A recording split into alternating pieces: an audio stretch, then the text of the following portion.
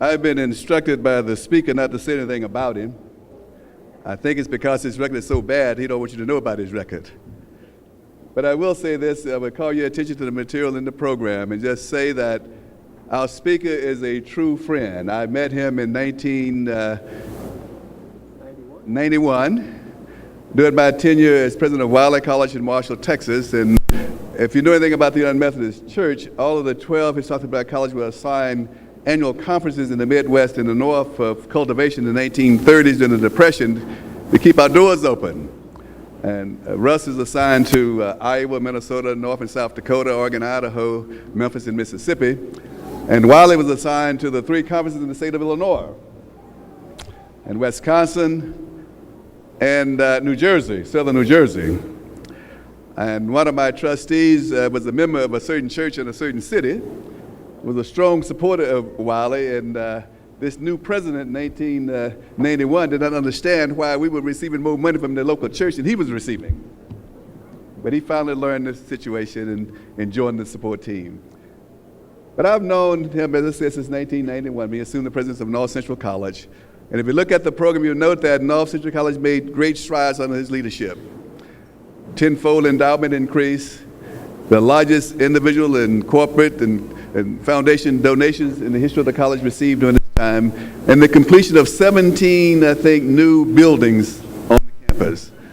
Enrollment grew from about 1,200 now to about 2,700 students, and just we could go on and on.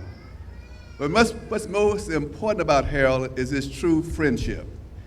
He and I served together in the National Association of Colleges and Universities of the United Methodist Church, and we currently still serve on the insurance board that provide insurance initially for the 12 historically black colleges of the church, but now serving 130 church-related colleges throughout the country.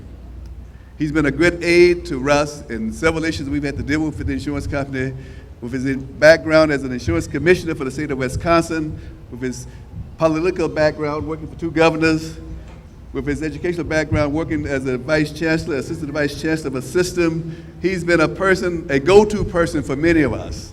And it is an honor for us to have him in Holly Springs today with his lovely wife. And instead of introducing him, I'm going to ask him to join me at the podium along with Dr. Vaughn and Mr. Smith, and I'm going to ask Mr. Dr. Evans, he would escort his wife to the podium at this time. He would join me at the podium now. And Dr. Carter, sorry.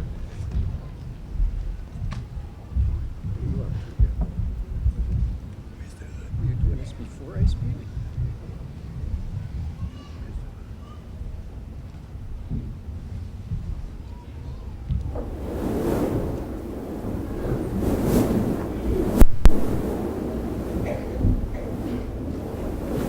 We can get this together in a minute here.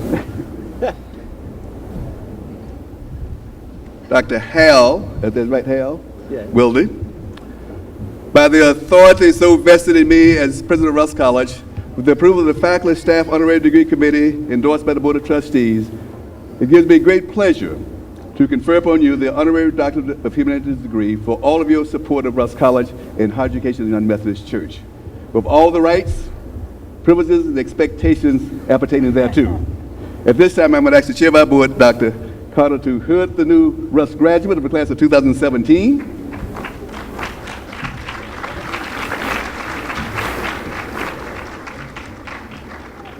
And I'm going to ask Mrs. Wilde to present his new diploma.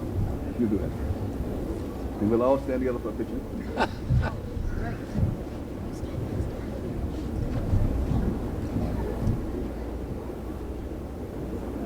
Dr. Vaughn.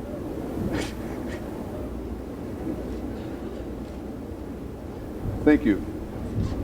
So I present to you the newest graduate of Russ College, Dr. Hal Wilde of the class of 2017 for the 2017 commencement address. Dr. Wilde.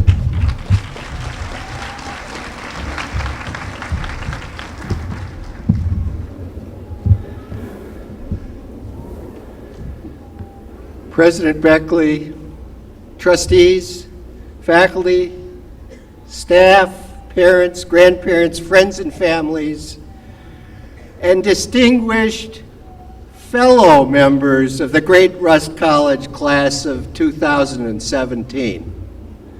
It is my treat and my honor to stand before you today. In our lifetimes, there are few moments as emotion-packed and as consequential as this day, on which all the hard work and investment of the graduates and their families are recognized, and which also marks one of the most significant passages in a life, the handoff of hopes and dreams of mothers and fathers and extended families to a new generation. That means you, Rust College, class of 2017. I could go on like this, but you're in a hurry to get to the diplomas. So let's get real. What about jobs? And what about the events of last November and how they will affect your lives? I am here today because, as my friend David Beckley said, I became friends with him 25 years ago. He stayed at my house, he spoke at my church, and he walked away with a small fortune in contributions to his college, at that time Wilde in Texas, the same church from which I couldn't extract a penny for my college, which was a block away. So I figured I could learn a lot from this guy, and over the years, I have. This year also marks a half century since I was last in this state. I spent the summer after my college graduation, the summer you're about to enter, in West Point, Mississippi, at what was then called Mary Holmes Junior College, working in a federally funded project to assist the first group of African American students in the daunting and often scary challenge of entering previously all-white schools. That experience had a profound impact and a continuing impact on my life. And it's my hope many of you in this graduating class will have similar experiences as you jumpstart your careers and lives in the months to come. When my own children expressed their deep upset at November's election results and great pessimism at what would follow, I reminded them of the events of the 1960s when I was your age and their age.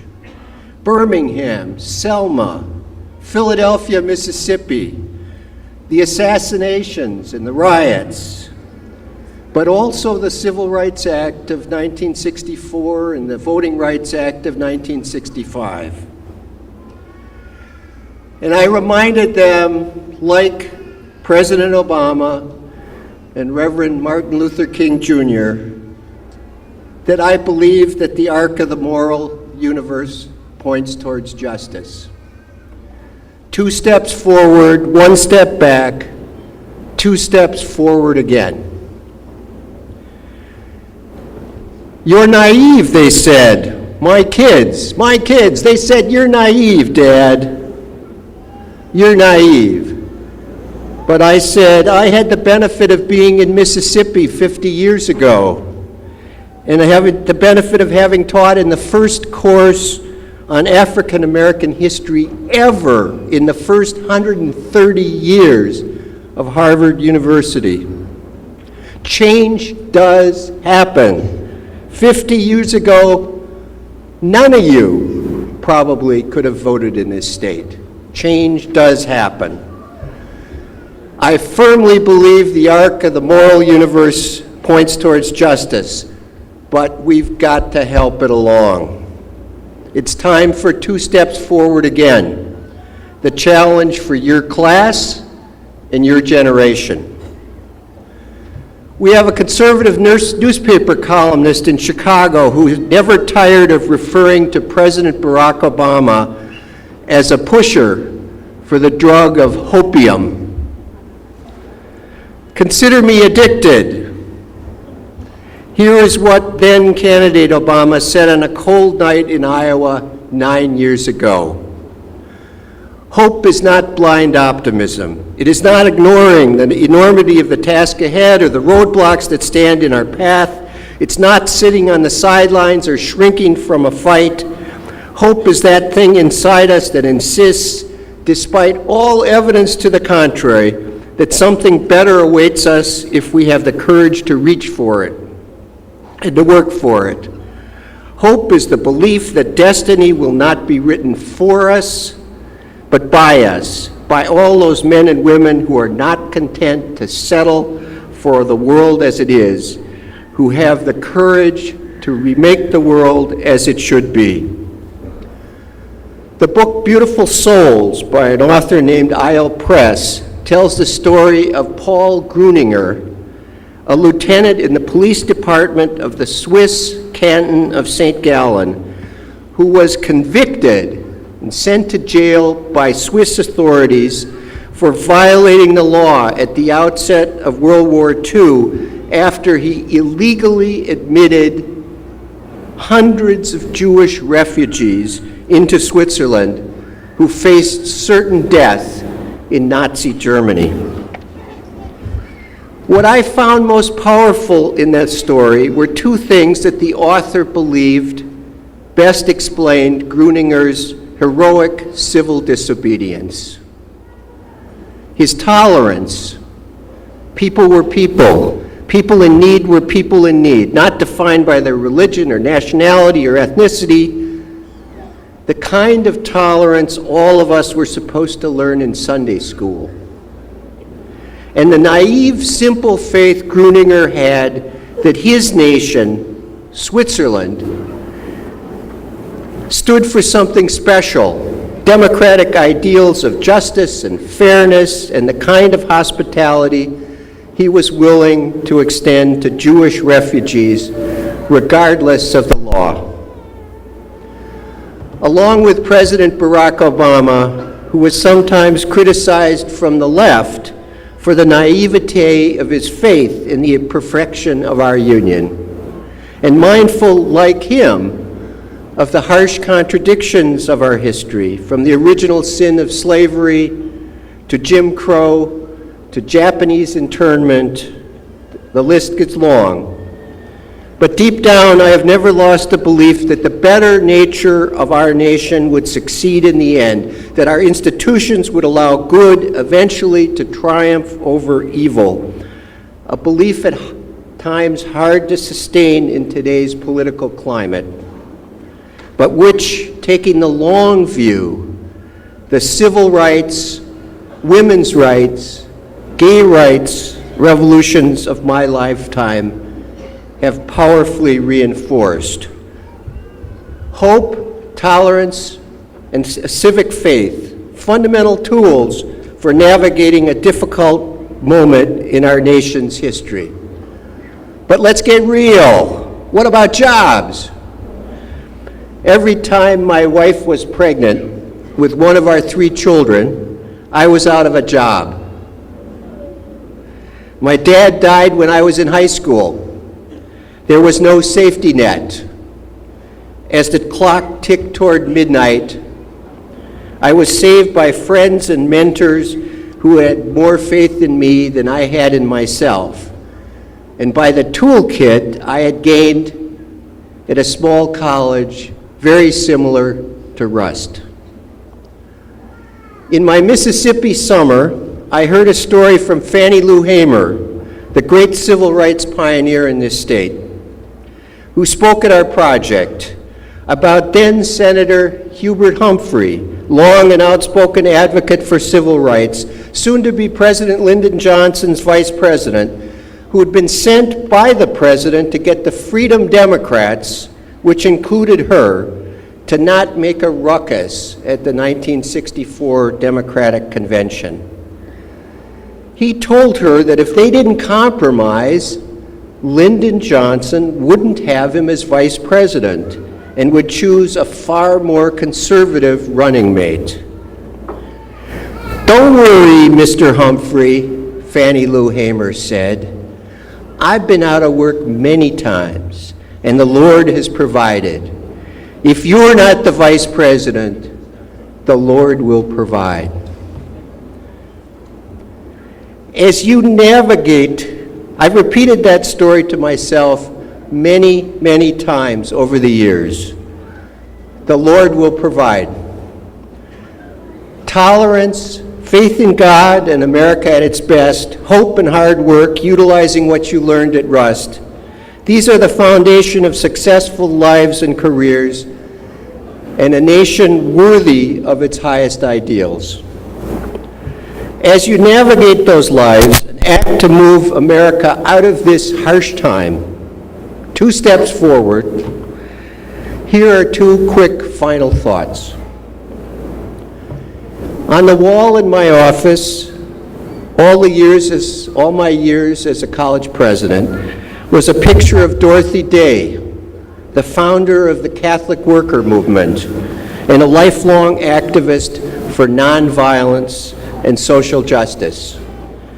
This humble but very strong woman who, like Jesus, washed the feet of the homeless, impacted thousands of people directly and many more indirectly, including Dr. Martin Luther King Jr. and Pope Francis, through the witness of her life and the network of inner-city settlement houses she inspired. Her philosophy of how you make meaningful social change quoted the philosopher William James, "I am done with great things and big things, great institutions and big success, and I'm for those tiny, invisible, molecular moral forces that work from individual to individual, creeping through the crannies of the world like so many rootlets, or like the capillary oozing of water, yet which if you give them time will rend," that means rip, crash, will rend the hardest monuments of man's pride. That's the message I want to leave with the class of 2017. Moving the planet along isn't just about powerful oratory and earth-shaking actions taken from Olympian heights. It isn't about making lots and lots of money or being a reality TV star. It's about serving and being a servant. It's about what we do every day as partners and spouses and parents and neighbors and employees and employers, as citizens. It's about witnessing for values in all the little ways and big that each of us is privileged to lead until in time we rend the hardest monuments of man's pride. There will be stumbles along the way. I quit college my sophomore year, and after hitchhiking across country, was working on a farm in the Pacific Northwest. Like many young people, I thought I knew much more than I did. The farm was a daily lesson in humility, never more so than the day I followed the honey wagon, filled to the brim with cow manure, across the barnyard and fell into the honey pit up to my neck. As I was sinking in this honey pit of cow manure, my boss, the farmer Lester Lancaster, reached out with a rake for me to grab, and he gave me a smile. He looked at me and said, "I think you ought to think about going back to college." Good advice, advice that all of today's graduates have already acted upon, so you have already taken one step forward. In life, you will have moments when you're in it up to your elbows. Remember that. You will have moments when you're in it up to your elbows. We all do. Maybe we're in such a moment as a nation.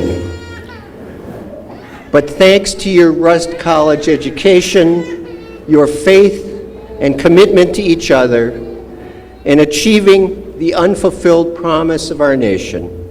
I am confident that most of the time, like the farmer, my old boss, Lester Lancaster, or Paul Gruninger in Switzerland 75 years ago, you will be the person holding out the rake and smiling all the way. It begins today, and what a great day it is to be a Bearcat. Congratulations, and God bless.